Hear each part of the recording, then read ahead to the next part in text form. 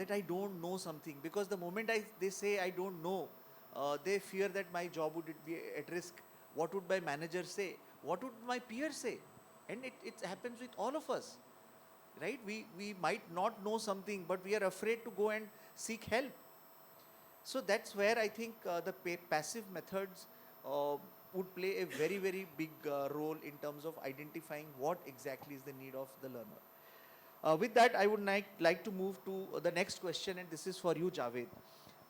Once you have collected the feedback, right?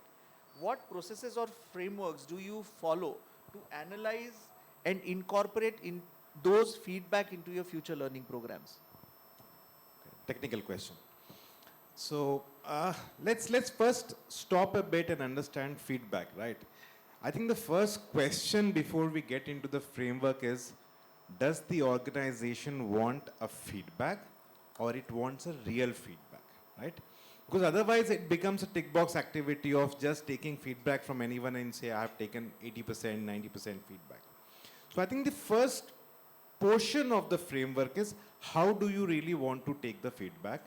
And that will completely be dependent on the kind of a work environment you have, the kind of people you have.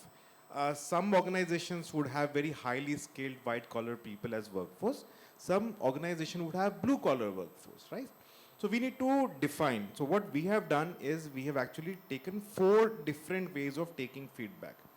And it can be any one of these 4, or it can be multiple options for the same person also.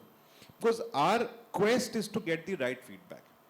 Obviously, the first one becomes a survey or a questionnaire that you can give it to somebody and he or she fills it. The second one is personal interviews. And that's where I think we have been successful to get the right feedback from people. The third one is focus group. People sometimes like to give feedback in a group. And I have had instances where I've sat with people in a group of 10, and there will be this one employee say, hey, wo wala bhi bolna. Wo wala bhi bolna. He's not speaking himself, right? But he finds somebody to speak for himself while he wants to give that feedback. So you need to get into the nuances of how people want to give feedback. Fourth one becomes supervisor or manager's feedback, because they are looking at the people and they know that while the person might not speak, but this is what he feels, this is what he wants to communicate. So I think you need to create a very robust system of taking the feedback, which becomes the first pillar of the framework. Second aspect becomes little technical. So this is where the data crunching happens. So you would actually integrate all the input points that you have from all these channels, and then you would put this into themes, you would put them into trends, you would find indicators out of this. This all becomes a technical game which can happen somewhere in the back end. And if this is done well, then you get the right decision making points. Okay. Also with this, we follow a model in terms of evaluating in terms of L&D, whether it's been effective or not. That also comes as a feedback. 4 things that we evaluate is: 1, what was the feeling of the person when he attended the training? Did he feel good, bad, he felt bored, or he just came because somebody sent him to the training? That's one aspect we try to evaluate. Second aspect, what did he learn? What did he or she learn? What kind of competencies or skills that were being taught into the session? Once this input also comes, then we go to level 3. Did he or she implement the skills at workplace? Because you've called an individual to a training session, you've trained him or her on something, but if you also want to go a step ahead to check whether they have been successfully implementing those things. And the fourth one is, what was the business impact if he or she has implemented the skill at the workplace? Because ultimately, see, why organizations are doing L&D? Because they want to get an objective done. In our case, to give an example, we wanted to drive safety as a culture for this workforce, for which it doesn't exist. Safety means extra work. I'm not comfortable doing safety. PP is uncomfortable. From that culture to coming ke, oh, you are not wearing PP, first you wear, then we'll start the work. I think it's a big circle that we had. And these 4 steps were very useful for us, because it's not just the first feedback, but it is also to go a step ahead and trying to understand whether business objectives are met. And the last one, which I said earlier also, you need to close the loop. So that the last portion of the framework is once you've taken the feedback, please go back and give a reverse feedback also, saying that, you know, you had given this feedback. Basis your feedback, we have done these changes. We are now moving from A to B. Or we have made a note of your feedback. Unfortunately, this is not something we are wanting to do, so we cannot take this ahead. Or maybe we have taken your feedback, but this would not happen now. This is maybe something, a feedback that you have given which will take time for us to construct. So it will happen in a year or two. I think that becomes a very holistic approach. And this is a framework I use, and I'm sure many organizations would have different framework. But the more scientific you become and the more holistic you become, I think you will be able to achieve the objective. Yeah? Thank you. Thank you so much, Javed. Anybody wants to add on to this piece?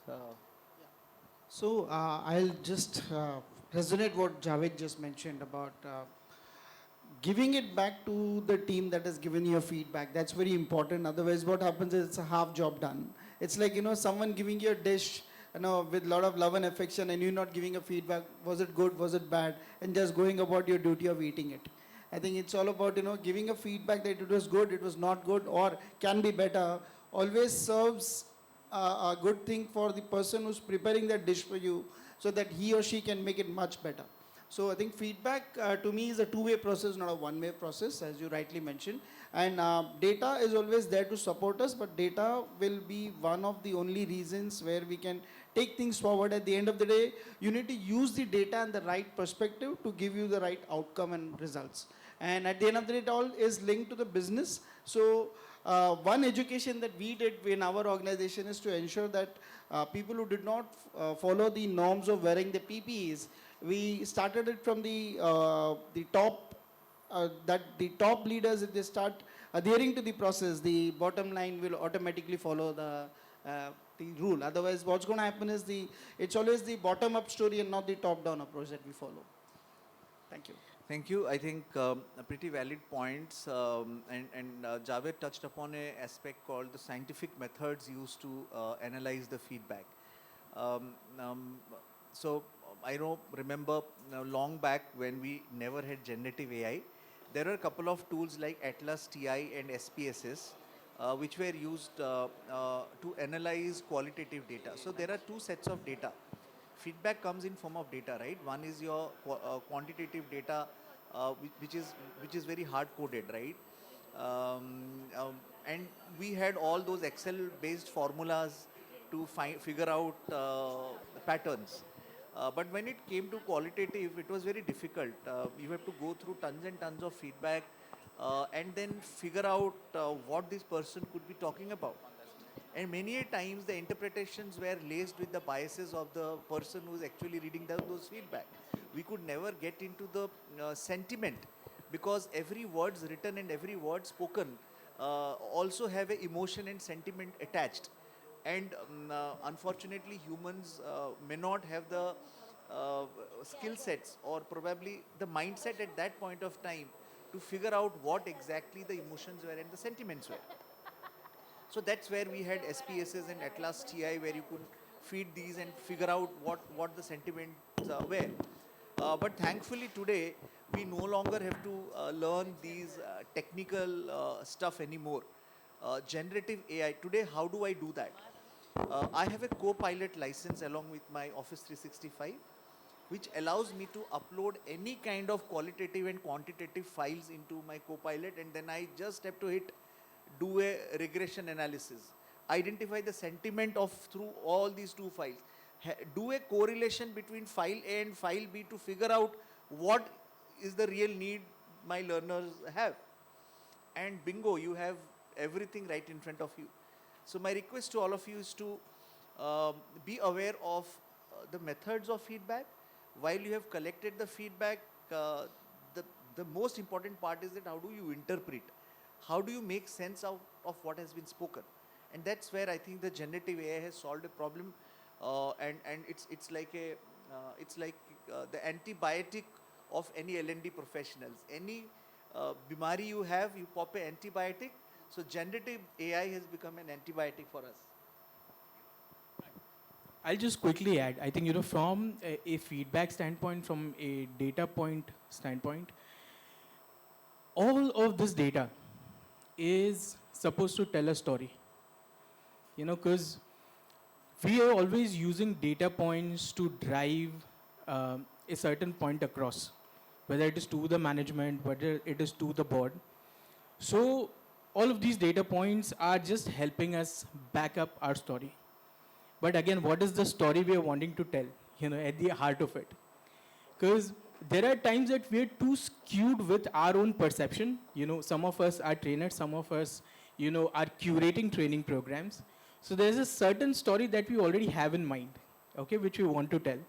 And then we collect data over and over to back up that story.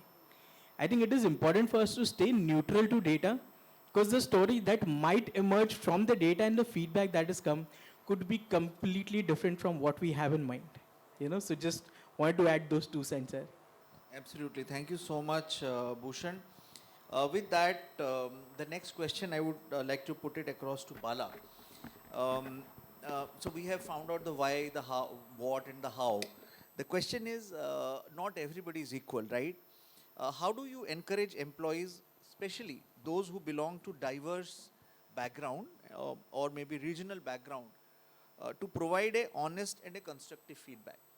So we have a very large workforce on the field in the warehouses who don't understand English or who are not able to read and write with that much ease when they do the regional languages.